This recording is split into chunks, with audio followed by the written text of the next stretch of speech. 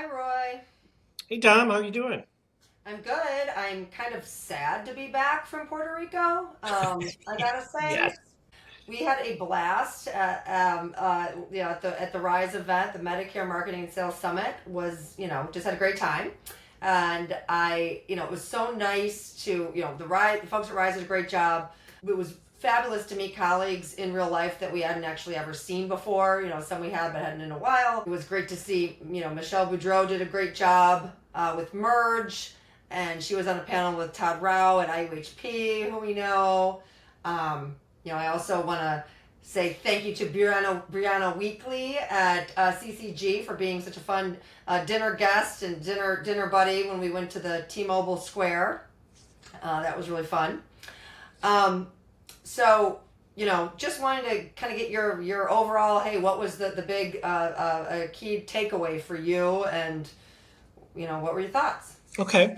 I think, George Dipple's presentation on MA shopping and the various shifts in provider network who dropped out was just Mm-hmm. really insightful and a great way to kick off the conference and to understand that the size of the shift in the market share that went on, that was both from people pulling out and from consumers changing their mind because of plan changes that went about.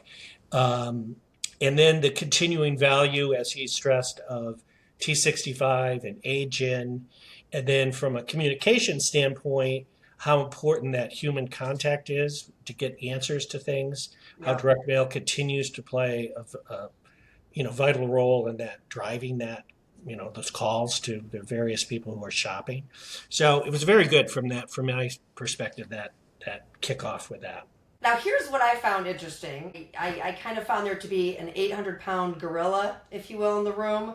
Actually, there were three gorillas that I counted hanging out. I wanted to get your opinion.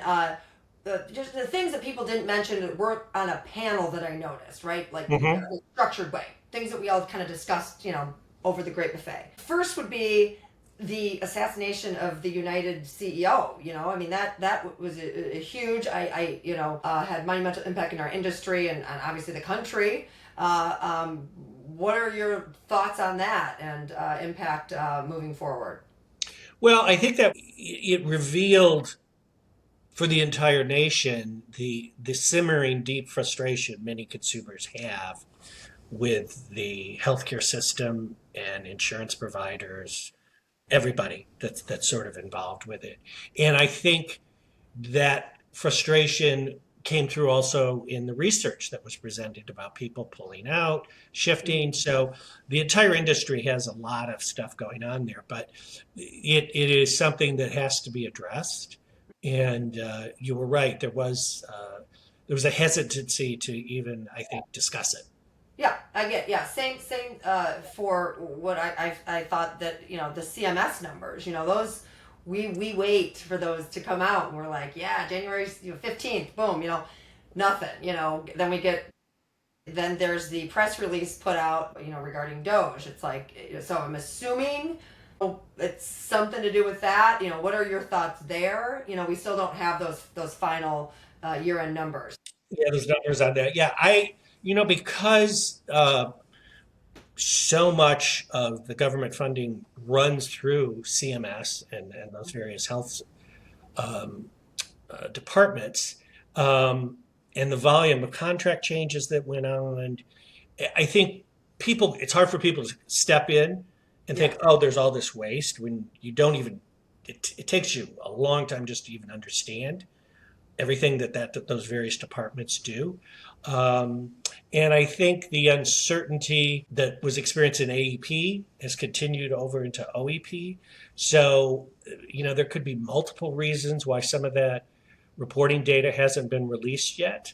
There could be staffing changes. So I think that the DOGE thing has definitely had an impact in terms of getting the information out of CMS as to Yeah. what's going on.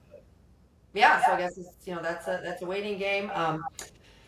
The third gorilla is our new Secretary of Health and Human Services, RFK. We all that's you know what are your thoughts there? That's a shakeup, right? I mean, there's Yeah, I think, like whenever there's uncertainty, that makes people nervous. yeah. And, sometimes people think that's advantageous, and other times it's not because people don't know what they're doing. So I think the fact that at one point during his confirmation hearing, he wasn't entirely clear about how the various departments run, which is understandable. They're complicated, but Yeah. still that makes people nervous, right? In terms of what's going on. And I think that relates back to the question about CMS as to like what's going on and how is that going to impact things for the future. Right. And so, I guess final thought, how does all these things, how do these all roll up and think will continue to impact 2025, 26 AEP? Well, I think the role of retention and understanding your membership is going to be super critical Right. because they may not get a lot of information between now and June when they have to file new plans. And as we saw in that research, these people who switched this year have a high propensity to potentially switch again. So Hmm. you really want to understand your membership. And a lot of these providers, they don't have a lot of depth in terms of Hmm. who their memberships are, who needs the most communication, who doesn't understand what programs are going on. So to be able to put together a great contact strategy, the right messaging strategy, you need to understand your membership in order to do that. So I think Right. that we're going to see a lot more activity in terms of people wanting to dig in and understand that. Hold the base and then be able to pick up the Well, new members. retaining people is where it's at right now. It sounds like for a lot of plans, Right, not growth retaining. Being able to kind of, and I think it was in George Ipple's presentation about the shoppers and stuff. I think you mentioned there's so much shopping going on, right? And then right, you've got all this noise, and so retention is how the game's being played now. right. And we were in I think it was Bloom was the moderator, and I think it was I wrote it down, Medical Mutual of Ohio. Okay, yeah. I was really, one of the presenters just threw a stack down of like what her father had received, and it wasn't even all that she grabbed before trashed some of it. And it's like, this is the noise, just to see it like that. We get seeds and things from our mailings. Obviously, that's just from clients. So it's like to be able to kind of see that in real life and realize how hard it is to retain people if they're shopping. Um, Right. yeah. And I thought that their collaboration with Bloom and how they were reaching out to their existing members, it was really refreshing to see that they had a good program in place and were tweaking it the whole time. Yeah. And they dealt with one of the most obvious things was what is the right contact strategy? I can't call these people every day. So how do we prioritize who gets what communication and what type of communication will have the best impact on the members' health Right. as well as the provider's bottom line. Right. It's the So budget, but we know multi-channel works, but we have budgets to factor in and all that. So, well, thank you very much for your that's great. thoughts. And we are very excited for Vegas next month or this Right. month. My goodness, yeah, this Right. month. We got Okay. Medicare in. So we're going to get the broker perspective in a few weeks, which will be great to hear their take on things as well. Yeah, definitely. Okay, thanks, Roy. Right. Thanks, Tom. Bye.